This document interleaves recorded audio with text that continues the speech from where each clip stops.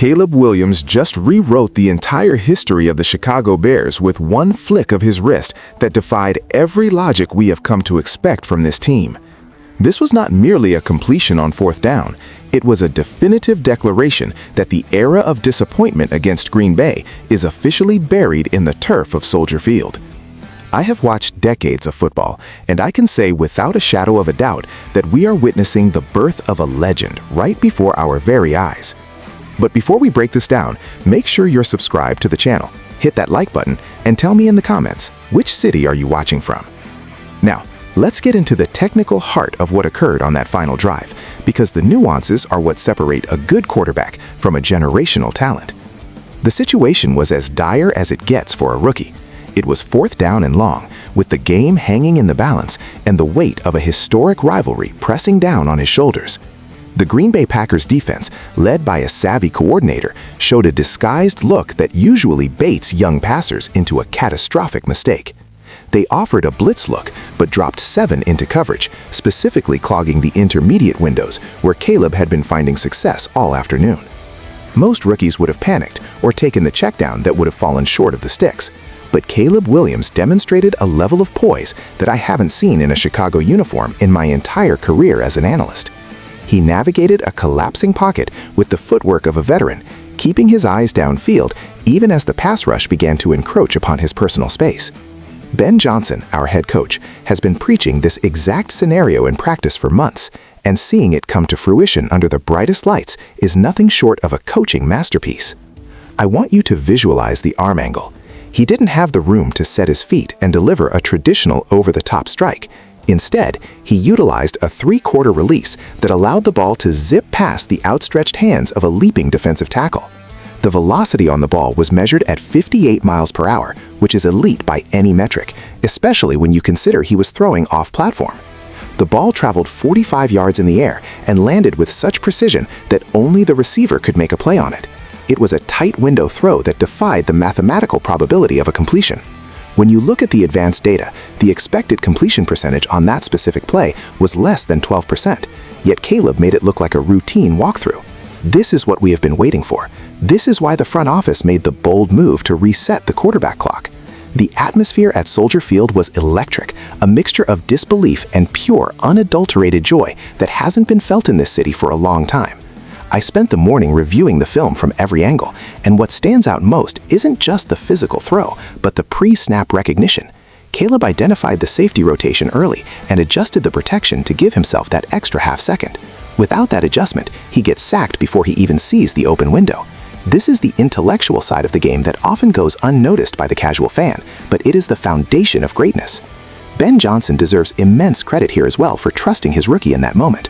Many coaches would have played it safe or called a high-percentage screen, but Johnson knew he had a special weapon in number 18. The play design itself was a work of art, using a vertical stretch to clear out the linebackers and create a vacuum in the secondary. It was a chess match, and for the first time in a generation, the Bears had the grand master at quarterback. I've spoken to scouts around the league this morning, and the consensus is the same. They are terrified of what this kid is becoming. The technical proficiency he showed in that high-pressure environment is something you simply cannot teach. It's an innate feel for the game, a spatial awareness that allows him to process information faster than the defense can react. This throw wasn't just about winning a single game in the regular season. It was about changing the culture of an entire organization. It told the locker room that no matter how bad things look, they have a chance because of the man under center. That kind of belief is contagious and can carry a team deep into January. I am looking at the way he handled the post-game pressure too, and it's just as impressive.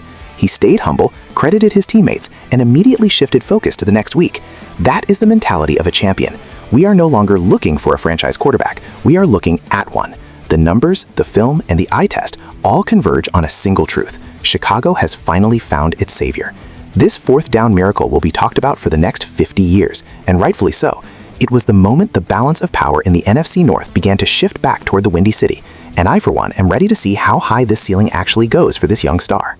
When we talk about the greatest passes in the history of the Chicago Bears, we have to look at the context of the franchise's long and often tortured history with the quarterback position. For decades, we have pointed to Sid Luckman's dominance in the 1940s or Jim McMahon's gritty leadership during the 1985 championship run as the gold standards. We've seen flashes of brilliance from Jay Cutler's cannon arm and the occasional miracle from various starters over the years. But none of those moments carry the specific weight and technical mastery that Caleb Williams displayed on that fourth down throw against the Packers. To truly understand why this might be the best pass in Bears history, we have to analyze the psychological barrier it broke. The Green Bay Packers have owned the psyche of this fan base for 30 years. To beat them with a rookie quarterback making a play that looked like something out of a video game is a seismic shift in the NFL landscape. I have gone back through the archives to find a comparable throw. You could argue McMahon had some deep balls to Willie Gault that were impressive, or Cutler had a few lasers against the Vikings. But those didn't occur on fourth down with the game on the line against our primary rival. This was a legacy-defining moment in year one. Ben Johnson's offensive system is designed to create these opportunities, but the quarterback still has to execute under intense duress. Looking at the next-gen stats, the ball placement was within 2 inches of the ideal target point. In a league where the margin of error is razor thin, that level of accuracy is practically unheard of for a player with so little professional experience.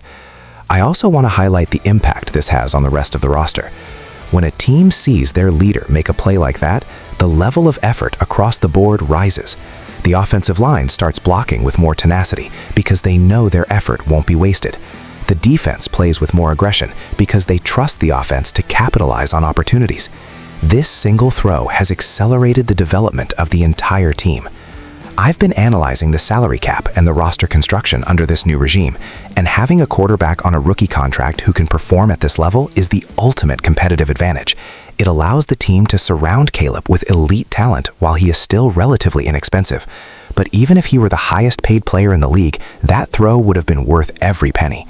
The debate will rage on in sports bars and on social media for weeks, but from a purely analytical perspective, the evidence is overwhelming. We are seeing a combination of arm talent, mental processing, and clutch factor that this city has never seen in a single package. I've heard some critics say it's too early to call it the greatest pass ever, but I challenge them to find one that required more skill and had a higher stakes environment. This wasn't a fluke. This wasn't a defender falling down. This was a quarterback making a play that only 5 or 6 people on the entire planet are capable of making. The trajectory of the ball was perfect, the timing was impeccable, and the result was historic. As we move forward into the rest of the season, this play will serve as the benchmark for Caleb's career. It has set an incredibly high bar, but based on everything I am seeing behind the scenes and on the practice field, he is more than capable of clearing it again. Ben Johnson has found his muse, and the Chicago Bears have found their identity. This franchise has been defined by its defense for nearly a century, but we are entering an era where the offense will be the primary engine of success. That is a terrifying thought for the rest of the league. I am keeping a close eye on the upcoming schedule, because if Caleb can maintain even 80% of this level of play, the Bears are not just a playoff team, they are a legitimate Super Bowl contender. This is the power of elite quarterback play. It masks deficiencies and amplifies strengths. I want to conclude by saying that we shouldn't take this for granted. We have waited a long time for a moment like this. The fourth down throw to beat the Packers wasn't just a highlight, it was a promise of what is to come. It was the greatest pass in the history of the Chicago Bears because it changed the narrative of the most historic franchise in the NFL. Thank you for joining me for this deep dive into the tape. Make sure you stay tuned to the channel as we continue to track Caleb's progress and provide the most technical and reliable Bears coverage on the internet. Don't forget to subscribe and hit that notification bell so you never miss an update on our journey back to the top of the football world. I'll see you in the next one.